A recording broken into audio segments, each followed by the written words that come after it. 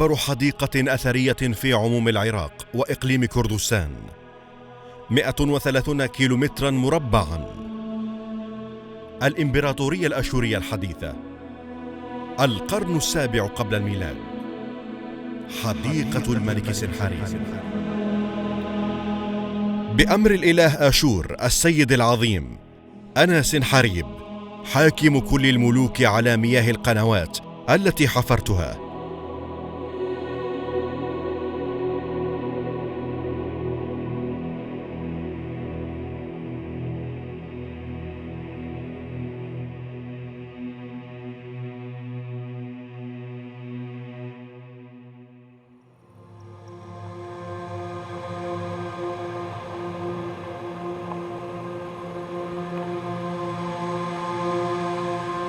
بهذه الكلمات التي خلدها الملك نبدأ فيلمنا الوثائقي بأهم موقع في إرث هذه الإمبراطورية، حيث خنس في دهوك.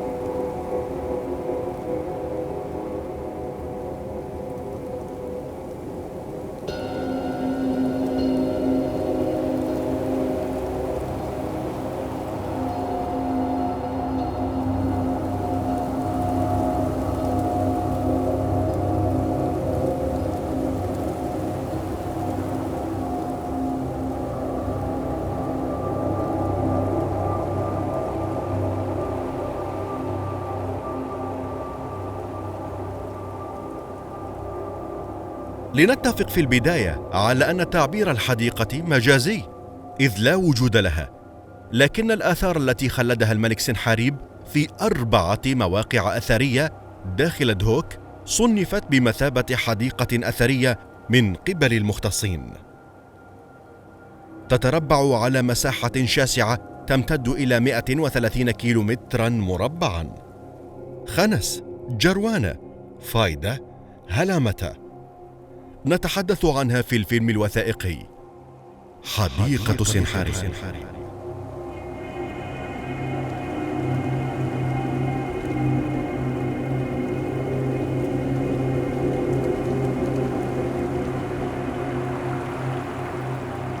كانت الإمبراطورية الأشورية تستند في حكمها إلى تنمية الاقتصاد بصورة كبرى عن طريق الاهتمام بالزراعة واستثمار الأراضي التي سيطرت عليها من خلال زراعتها، إذ مدت الإمبراطورية شبكة قنوات مائية في عموم أراضيها وصلت لطول 340 كيلومترا فوق الجبال والتلال والأماكن الوعرة، ما عجزت حضارات معاصرة عن فعلها. ما السبب الذي قام بنحت أو عمل هذا المشروع الإروائي الملك سنحاريب بعدما سيطر على هذه الأماكن؟ قام بالعمل الإروائي لإرواء الأراضي الزراعية، بالإضافة إلى أنه في القرن الثامن والسابع قبل الميلاد كان مستوى المياه في نهر دجلة بانخفاض مستمر. بالإضافة إلى ذلك كان هناك مياه كبريتية من الأنهار الموجودة بالقرب تدخل على نهر دجلة، فلم تكن تستفاد منها للحدائق والإرواء وأيضا للشرب، فلهذا المياه التي تم جلبه أو جريانه من موقع خنس إلى نينوى كان المياه النظيف، واستفادت منها على مستوى كل هذا الطريق إرواء الأراضي الزراعية الموجودة بأطراف هذه القناة.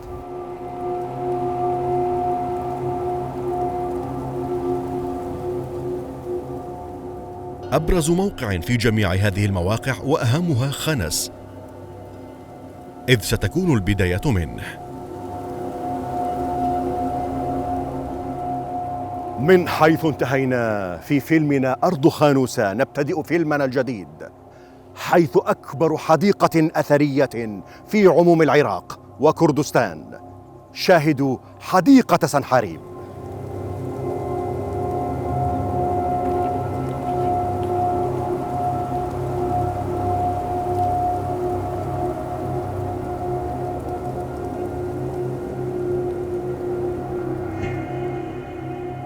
بداية مشاريع الري التي خلدها الملك سنحاريب كانت في خنس، حيث الفرع الرئيس للقناة المشتق من نهر كوميل بطول 80 كيلومترا وحتى عاصمته نينوى.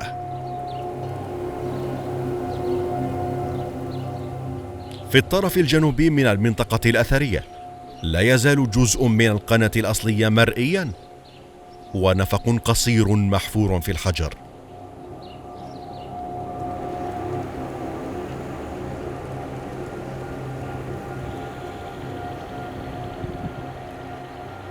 لمباركة المكان وتخليد الذكر والإنجاز ونماء مواسم الزراعة، نقش الملك جداريته العظيمة الضخمة على سفح جبل خنس.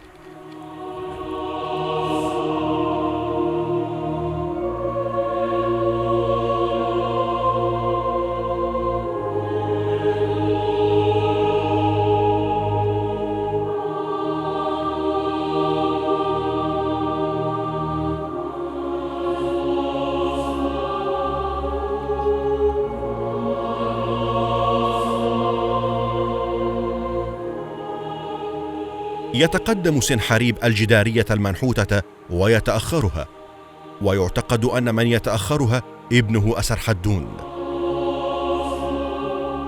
يتوسطهما كبير الآلهة الآشورية آشور وزوجته نينليل المعروفة بموليسو، يصعدان على حيوانات أسطورية نأتي إلى تفسيرها لاحقا، لأننا سنشاهدها ضمن هذه الحديقة التراثية باستمرار.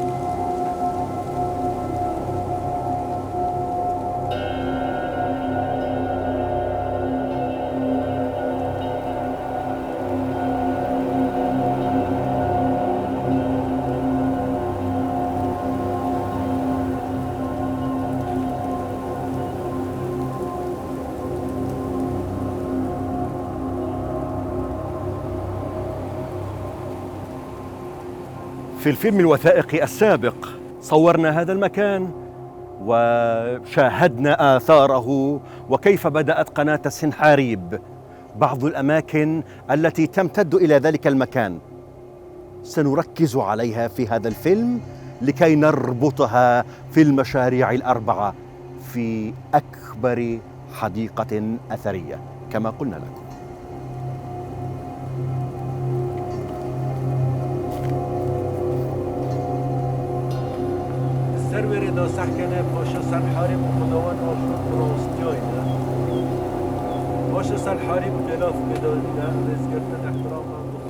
صادفتنا رحلة علمية للكلية التقنية في أربيل إلى موقع خنس، يرافقهم دليل آثار الموقع.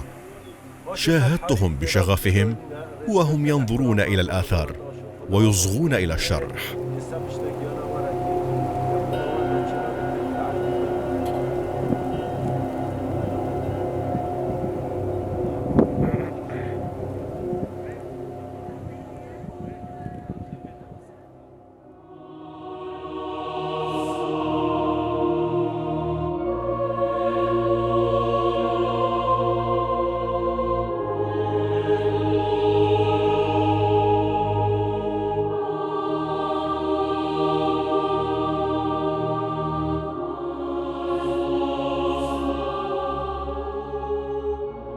كتابة مسمارية للملك سنحاريب خفيت ملامحها تقول: الإله آشور، آنو، إليل، إيا، صن، شمش، أدد، مردوخ، نابو، عشتار، وسبتو، الآلهة العظماء الذين ينصبون الملك لقيادة العالم. سنحاريب، الملك العظيم، الملك القوي، ملك العالم، ملك آشور، ملك الجهات الأربعة من العالم. جعلت حكام الجهات الأربعة يسجدون عند قدمه.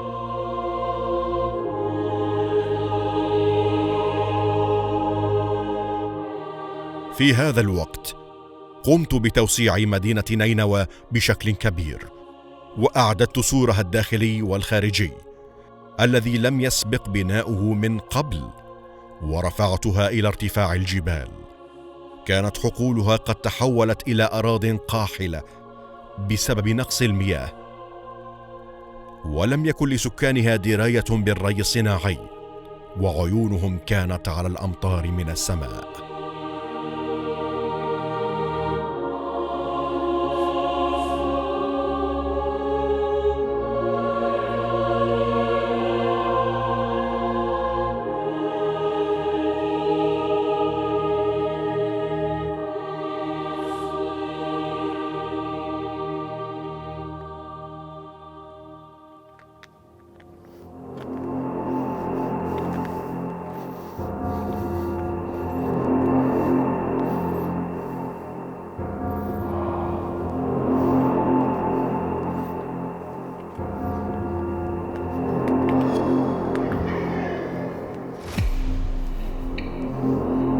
صعوداً على جانب السفح المطل على نهر كوميل،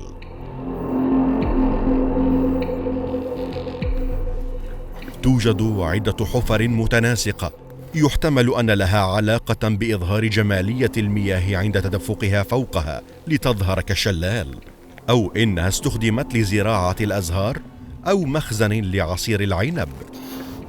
لكن الاحتمال الأول هو سائد، كون مصب الشلال يقع عند نهاية الجرف الصخري للنهر.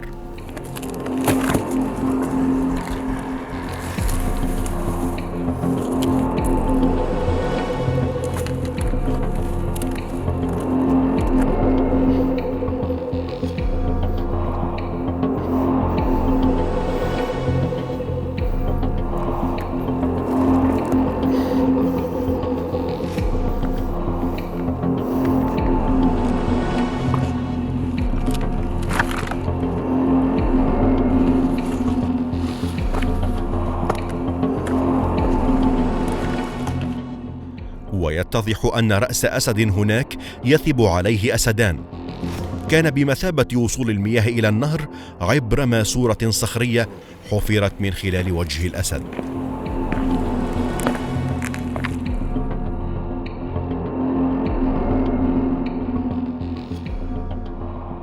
من صخور هذا الجبل بالتحديد من المنطقة الشمالية تم قطع كتل حجرية ضخمة نقلت إلى موقع جروانة، حيث القنطرة العملاقة التي سنزورها لاحقاً.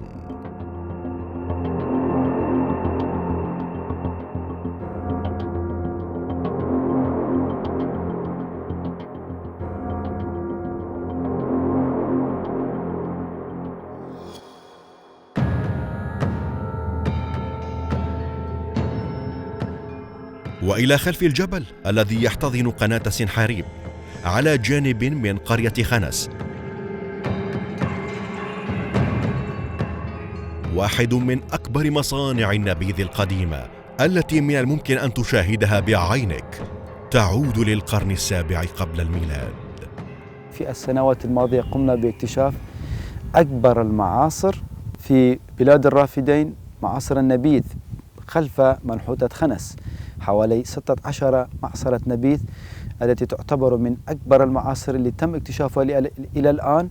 وحتى قمنا بأخذ نماذج صغيرة من العنب التي تم اكتشافها في داخل هذه المعاصر لدراستها، وفعلا تبينت لنا أن هذه الشراب الذي تم استخراجه من هذه المعاصر تعتبر من أجود وأنواع وأطيب أنواع الشراب التي تم استخدامها في المنطقة، وهذا يبرهن على أن العنب الموجود في المنطقة كانت من أجود العنب الموجود، وأخذوا هذا الشراب إلى النخبة الملكية أو الطبق الملكي في نينوى.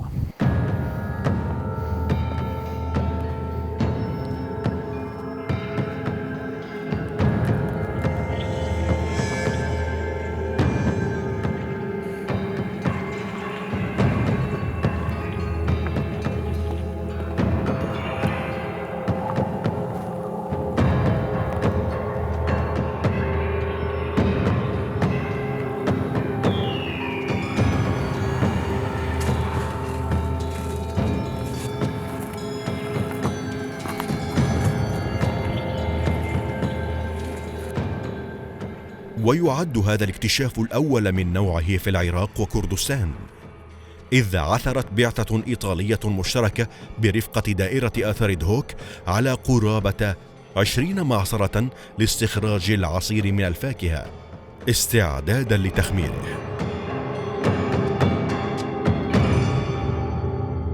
حثثت المسير خلف جبل خنس، حيث معاصر الشراب، معاصر محفورة في الصخر، واحدة دائرية لتخزين عصير العنب، وأخرى مربعة للعصر بواسطة الأرجل. لنشاهد قصتها.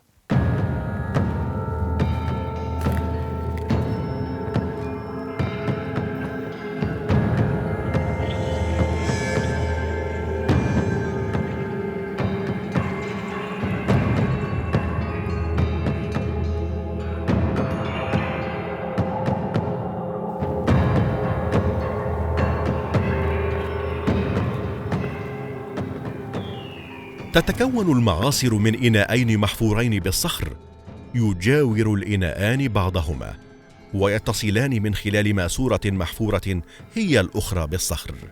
الإناء الأول مربع الشكل بأبعاد مختلفة عن المعاصر الأخرى القريبة منه، قد يصل طول ضلعه إلى 2 متر. يستخدم لعصر العنب أو الفاكهة بالأرجل، ليصب بعدها في الإناء الثاني الدائري الذي يصل ارتفاعه إلى أكثر من نصف متر في بعض الأحيان.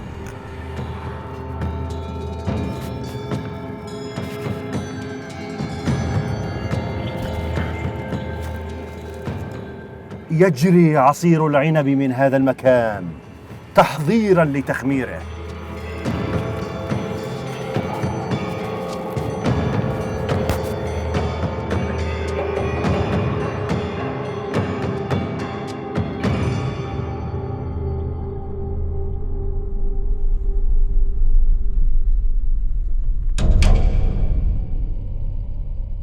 برفقة مدير آثار هوك الدكتور بيكاس بريفكاني توجهنا إلى الموقع الثاني، جروانا، قنطرة ماء عملاقة أنشأها سنحاريب أيضا.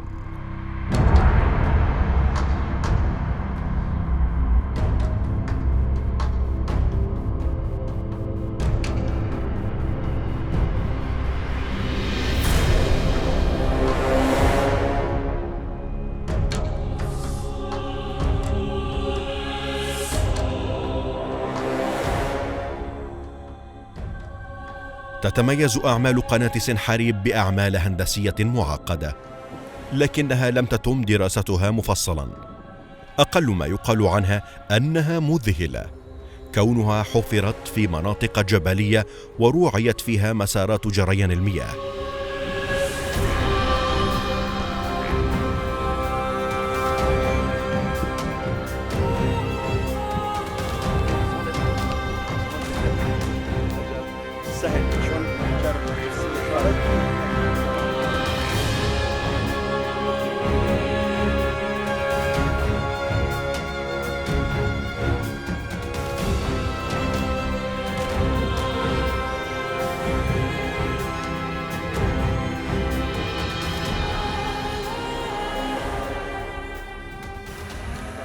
هذا القناة يعبر ببيئة ووديان وتلال صغيرة وأماكن صعبة، فالمهندس الذي قام بعمل هذا القناة هناك أماكن فيها وديان، أي مستوى الوادي يكون منخفض، قام بعمل قناطر أو عبارات أو مثل سدود لعبور المياه، وليست سدود لخزن المياه، لعبور المياه أو قناطر لعبور المياه. كما نراه الآن خلفنا قنطرة جروانة التي تعتبر من أكبر وأقدم القناطر على مستوى العالم، بالإضافة إلى قناطر أخرى لكن أصغر منها، هذه تعتبر من أكبر القناطر.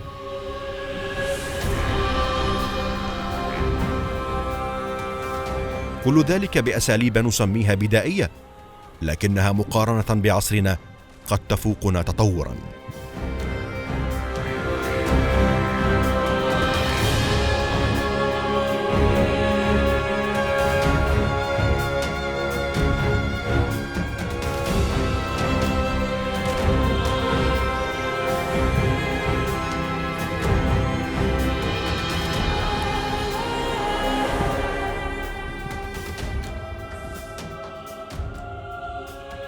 في جروانة بالتحديد أجلس على مكان لجريان المياه قبل 2700 سنة.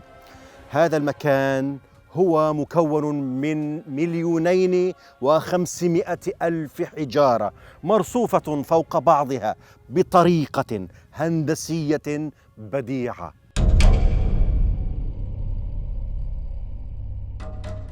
مسير قناة الملك الذي يصل إلى نينوى يتعرض إلى مطب في جروانة، وهو عبارة عن واد أو منحدر، ما استدعى سنحاريب بأن يبني قناة مكونة من حجارة ثقيلة بأعداد هائلة لكي يمر الماء من أعلاها وعلى امتدادها. هذه هي آثارها. يتراوح وزن الحجارة من 250 كيلوغراما إلى 500 كيلوغرام. يعتقد أنها نقلت من موقع خنس الذي يبعد عن هذا المكان قرابة 15 كيلومترا هوائيا بعد نحتها وتحضيرها بواسطة قناة مياه عبر وسائل نقل مائية مخصصة لذلك.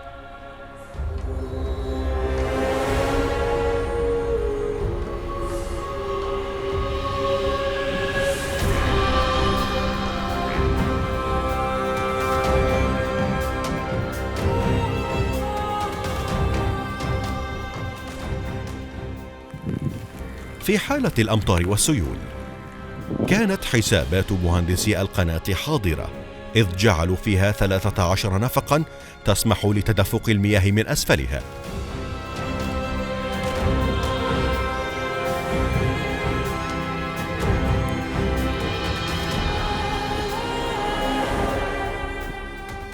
كانت الأنفاق تتوج بأقواس مطعمة بكتابات مسمارية، لكنها لم تبقى على حالها.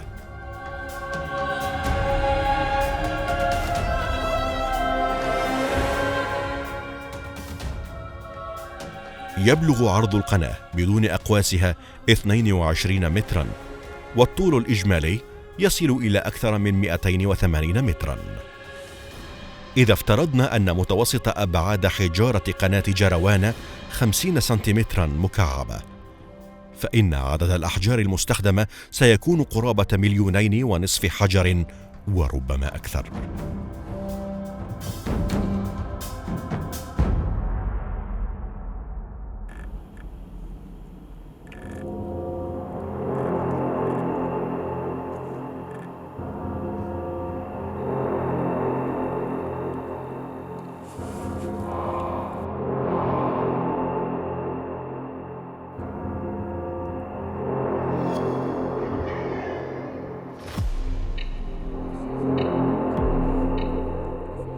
أثارت جنوني مخطوطات مسمارية منحوتة على جدار قناة جروانة. لا أصدق ما أرى. كتابة بعمر 2700 سنة توثق بناء القناة.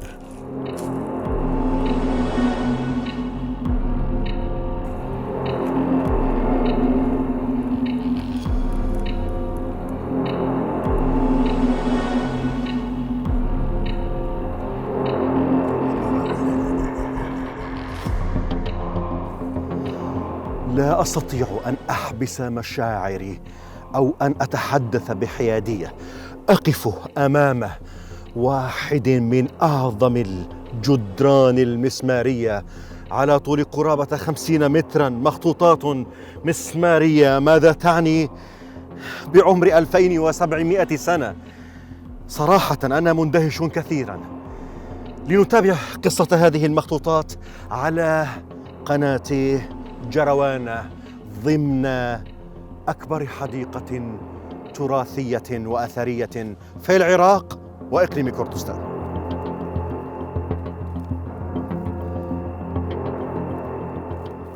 هناك نصوص مسمارية قام الملك سنحاريب بنحتها، وقام بشرح كل الأعمال التي قام بها وتفاصيلها، من أين تم جلب تلك المياه وعدد الأيام الذي اشتغلوا، وأيضا وجود أنه بمعاونة الإله أو بدعم من الإله وحماية الإله تم عمل هذا المشروع الإروائي الكبير.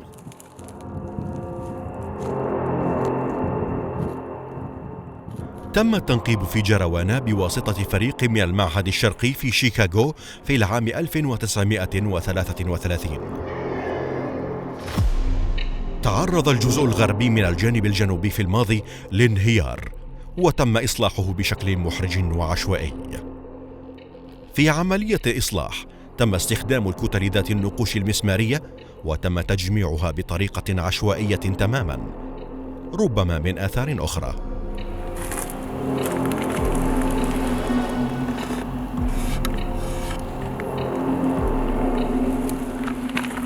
بعد الرجوع إلى المصادر والمختصين، هذا ما تمت قراءته من هذه الكتابة، إذ كانت تشير إلى بعض حملات سنحاريب، والأخرى كانت لشرح سبب تأسيس القنطرة. ونص بعض المكتوب المتناسق كان كالتالي: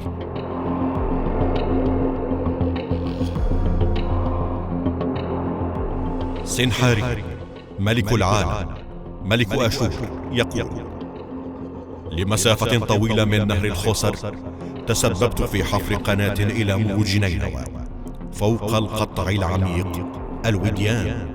قمت بتمرير جسر من الكتل الحجرية، وتسببت بمرور المياه عليها. الجزء المركزي من القناة، والذي كان مدعوما في الأصل بأعمدة حاملة تتدفق خلالها مياه الوادي، استخدمت منذ فترة طويلة كمصدر لمواد البناء من قبل أهالي المناطق المجاورة.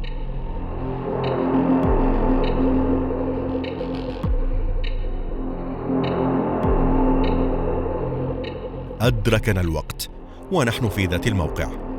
حل الغروب بسرعة علينا. من الصباح الباكر وحتى المساء انتهى يومنا، لنستريح ومن ثم نبدأ في صبيحة اليوم التالي في آثار فايدة. انتهينا من جروانة، لنبدأ في الموقع التالي كما عودتكم. تابعوا المزيد.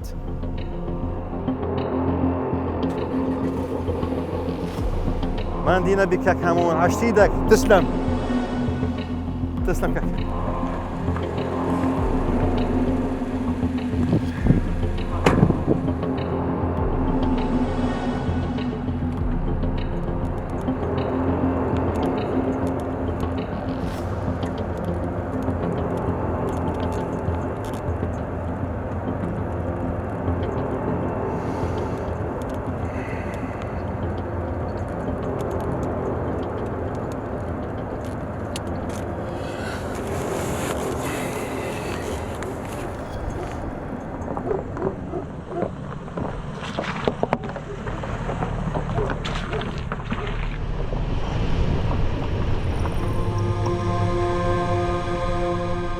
توجهنا في الصباح إلى واحد من أهم المواقع التاريخية والأثرية في ذات حديقة سنحاريب المجازية.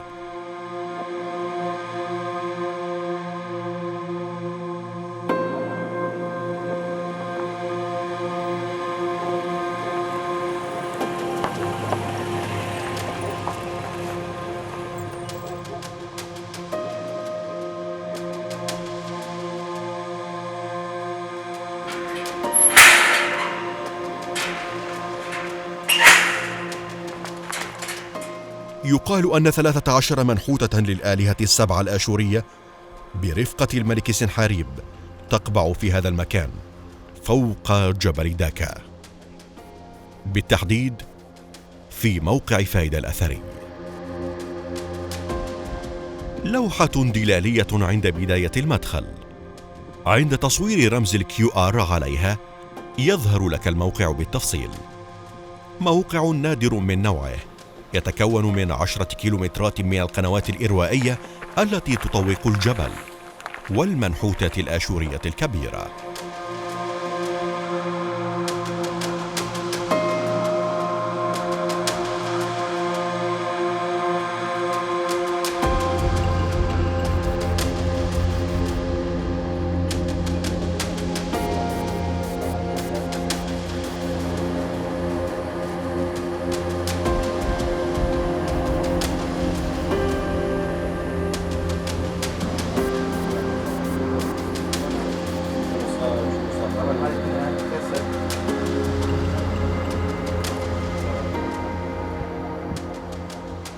من داخل الحديقة الأثرية وسط قناة صخرية بالقرب من لوحة جدارية تضم آلهة آشورية، نبدأ التوثيق في هذا المكان. لا تذهبوا بعيدا. كما أسلفنا أن هذه المنحوتات هي للاحتفال وتخليد الذكر وربما للمباركة والخصب، على عكس موقع خنس يحتضن موقع فايدة 13 منحوتة مكتشفة تشبه بعضها باختلاف ضئيل عند القليل منها.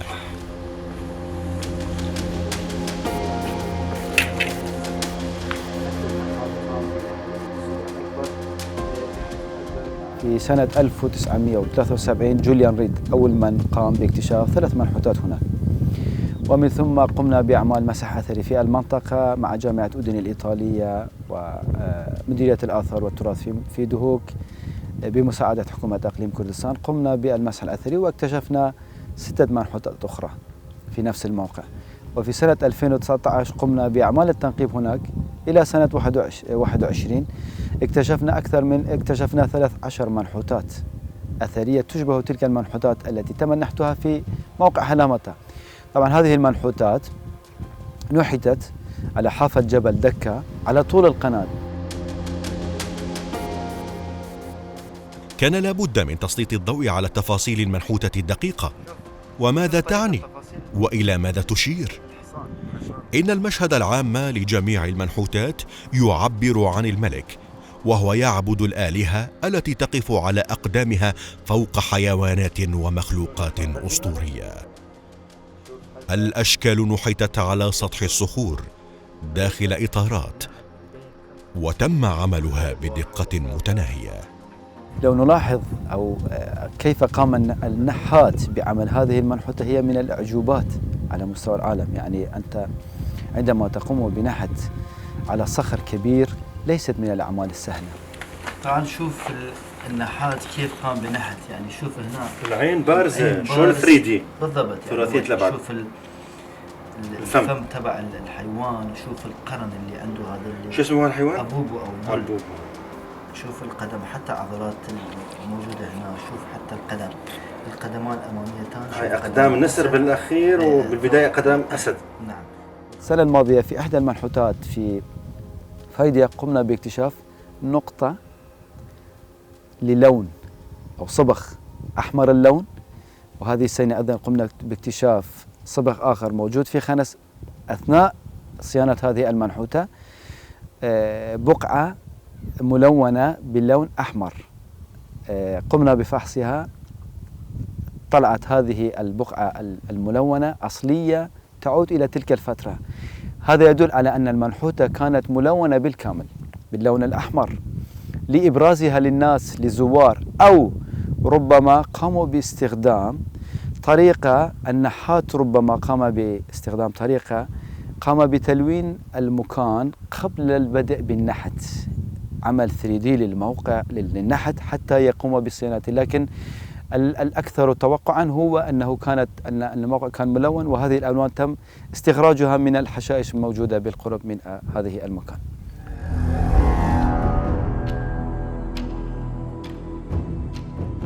وتصور هذه المنحوتات الملك سنحريب، وقد نحت صورته مرتين على طرفي كل منحوتة. يرتدي الملك الثوب الطويل المميز والتاج العالي الذي يرتديه ملوك الأشوريين، ويظهر في حالة تعبد لتماثيل الآلهة، حيث يمسك بصولجان في يده اليسرى وشيء مرفوع إلى أنفه في يده اليمنى، وهذا يشير إلى أن الملك في حالة صلاة، ويعبر عن تواضعه أمام الآلهة السبعة.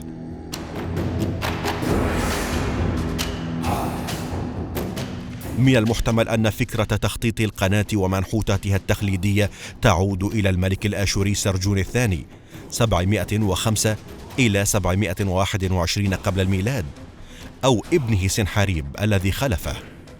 رغم ذلك، لا تزال هوية شخصية الملك المتمثلة في المنحوتات موضع نقاش.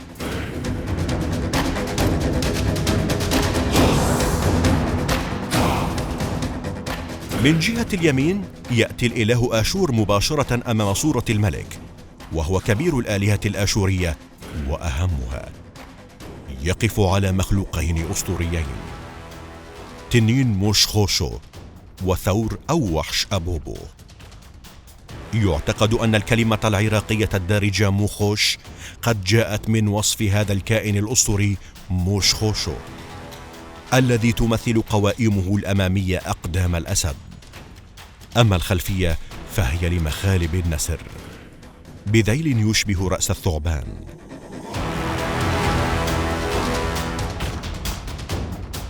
فالكائن بحد ذاته كائن ليس جيدا، أي مخوش، أو ربما للتعبير عن الخوف عند ذكر الكائن المخيف ذي السمات المختلطة. على غرار كل الآلهة الذكور يغمد آشور سيفا على جانبه الأيسر، وفي يده اليسرى عصا، ويمسك بحلقة نقشت داخلها صورة الملك، ويحمل صوتا بيده اليمنى. الآلهة الوحيدة التي تجلس على عرش هي موليسو المعروفة بننليل زوجة آشور، أسد يرفع عرشها متقن الصنع، يحتوي على صفين من الشخصيات الهامة التي يعتقد أنها تمنع الشر، وبنفس الوقت تسند المقعد. ظهر العرش مجهز ب5 كرات مزينة بدوائر متحدة في المركز، ربما تتعلق برمزية النجوم.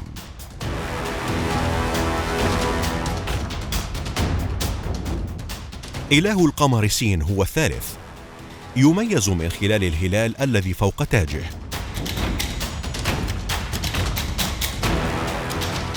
أيضا يمسك بعصا وصوت وحلقة تضم ذات الأشكال الموصوفة سابقا. يقف على وحش أبوب المجنح.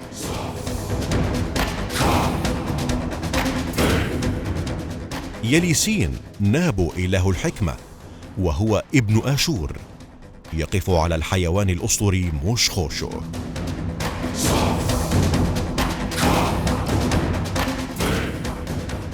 الخامس هو إله الشمس شمش، يتميز بقرص مجنح فوق عصاه، ويقف على ظهر الحصان الذي يعد مقدسا.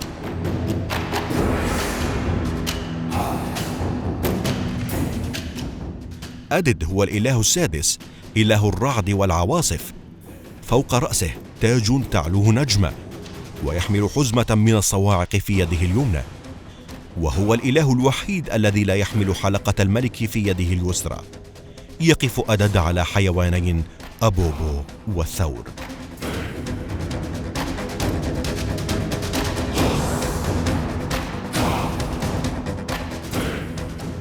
آلهة الحب والحرب عشتار هي آخر الآلهة، وهي السابعة، بتاج ذي عدة قرون مزين بنجمات 8 الرؤوس. تقف على أسد، ويقف خلفها الملك الذي يرجح بأنه سنحريب.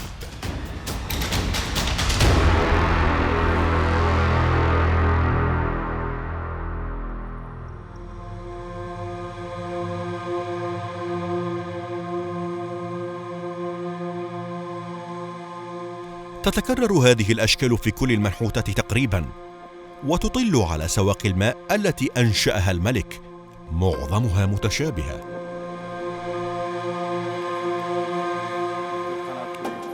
القناة في فايدة بطول 10 كيلومترات، ومتوسط عرض يصل ل4 أمتار، تدور حول الحافة الغربية لجبل داكا، وهي منقورة بالصخر، تغذي المناطق التي حولها من خلال بوابات تفتح بالإشراف لم تعد موجودة.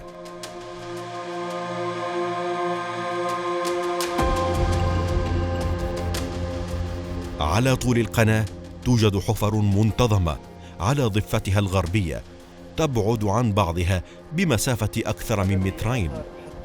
يعتقد أنها كانت لتظليل ماء القناة لحفظها من التبخر في فصل الصيف، أو أعمدة للقياس والسيطرة عند حفر القناة. لكن الدكتور بيكاس يعتقد أن هذه الحفر هي لتقليل سرعة المياه وتجميع العوالق. تم حفرها على طول القناة، نرى أن هذه الحفر موجودة على طول القناة.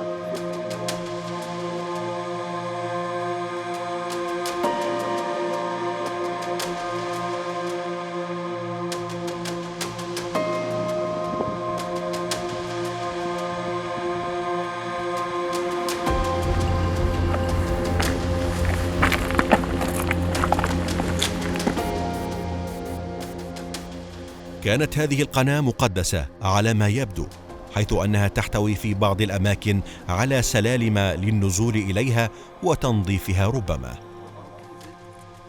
كما حصل معي أنا والسيد بريفكاني.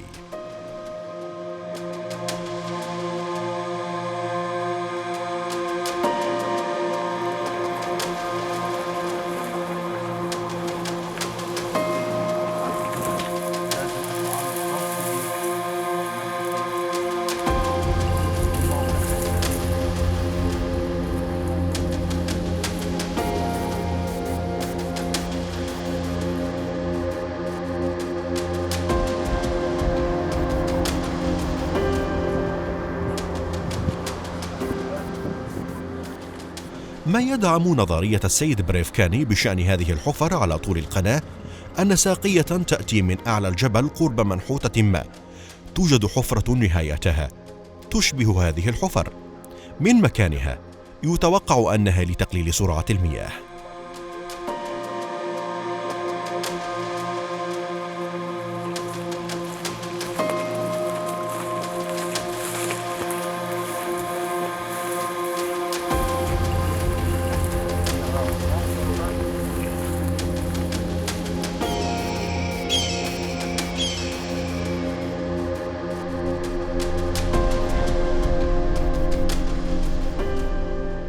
بقي لدينا مكان آخر نقصده في ذات الموقع، العيون الكارستية التي كانت تغذي القناة بالمياه. المكان يقع خلف جبل داكا بطريق وعر جبلي، قصدناها برفقة مدير آثار دهوك.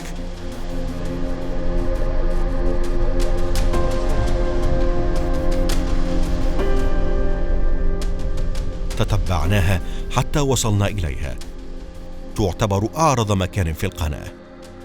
يبدو هذا المكان أقل ارتفاعا من جبل داكا، لكن الحقيقة هو أعلى، وهذا يدل على بداعة هندسة القناة وميلان مجراها بصورة دقيقة جدا.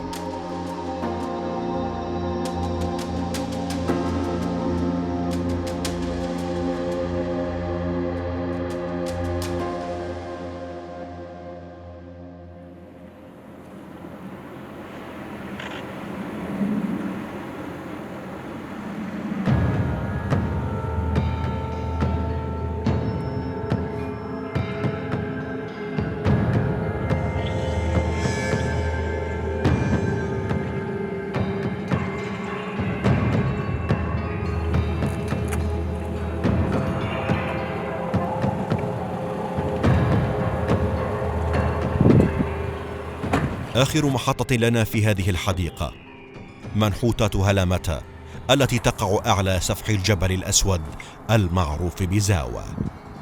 قصدنا هذا المكان.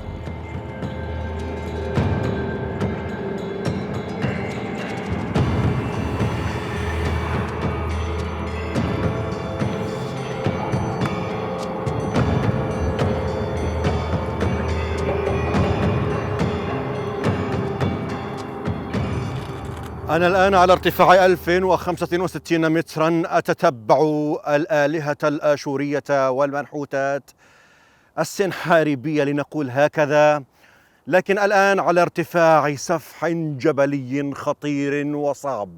أذهب في مغامرة خطيرة لأشاهد هذه الآثار، حديقة سنحاريب الكبرى. هذا المكان هو الأصعب ضمن هذا التوثيق، فينبغي علي قطع حافتين صخريتين شديدتي الانحدار.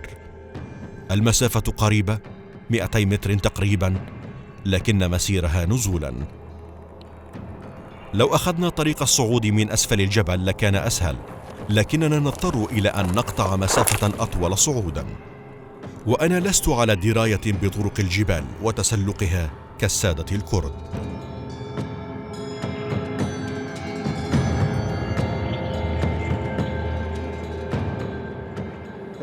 كانت الرحلة شاقة وخطيرة ومخيفة بالنسبة لي. أعترف لكم أنني أعاني من فوبيا الأماكن المرتفعة، لكنني أصر على تسلق الجبال بحثا عن التوثيق والآثار.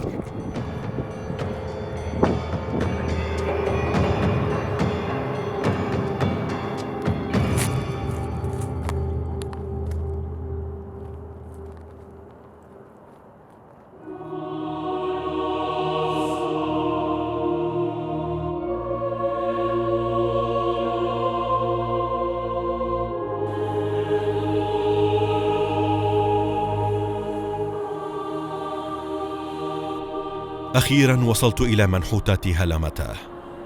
وهلمتا يعتقد أنها تعني الأشباح، أو أن الأهالي سابقا اعتقدوا بوجود الأشباح قرب هذا المكان.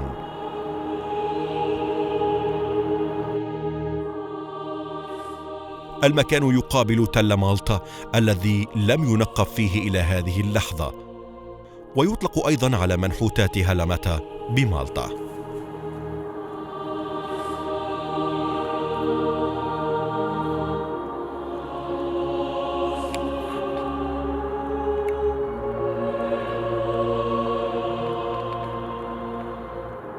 في حديقة سنحاريب الكبيرة تعودنا على مشاهدة هذه المنحوتات. هذه المنحوتات عبارة عن 7 آلهة، والملك سنحاريب يتقدمهم ويتأخرهم. ما يثير الانزعاج هذه الكتابات على الصخر، إنه انتهاك كبير لإرث إنساني يمتد إلى 2700 سنة. أدعو من هذا المنبر ومن هذا الوثائقي كل شخص يزور هذه الأماكن أن لا يدنسها بهذه الكتابات. بصراحة تدل على عدم ذوق وعلى عدم حس بالمسؤولية. تابعوا البقية.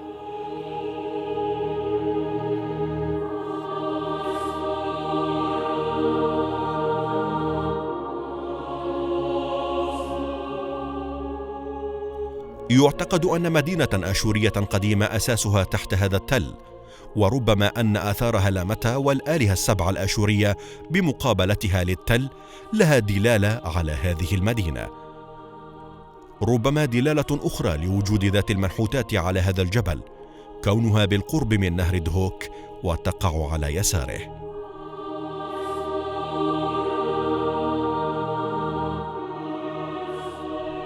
نحتت النقوش الصخرية على منحدر طبيعي شبه عمودي يمتد من الشرق إلى الغرب على طول منحدر حاد على ارتفاع حوالي 700 متر فوق مستوى سطح البحر.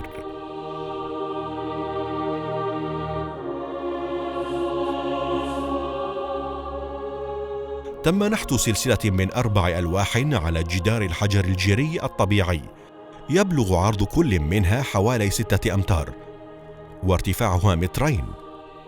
ال3 الأولى أقرب إلى بعضها البعض، والرابع يقع على بعد عدة عشرات من الأمتار.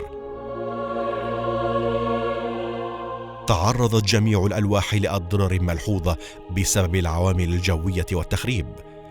تنحصر الأضرار بالكتابة على الجدران ورش الطلاء الزيتي وإزالة أجزاء من النقوش.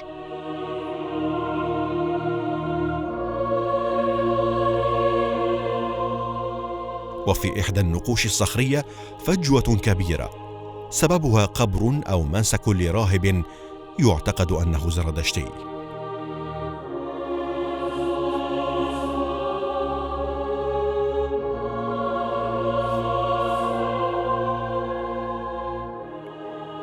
هذا الموقع معزول للغاية ويصعب الوصول إليه، فطريقه ليس آمناً. شكل هذه المنحوتات هي نفسها التي وجدت في خنس وفايدة والآن في هلمتة، ما يدل على أنها لنفس الحقبة والفترة ولذات الأزمنة، ما رسخ الاعتقاد أنها ضمن إمبراطورية حكمت العديد من الأمكنة، في انتظار من ينقب فيها ويظهر جديدها وأسرارها وخفاياها.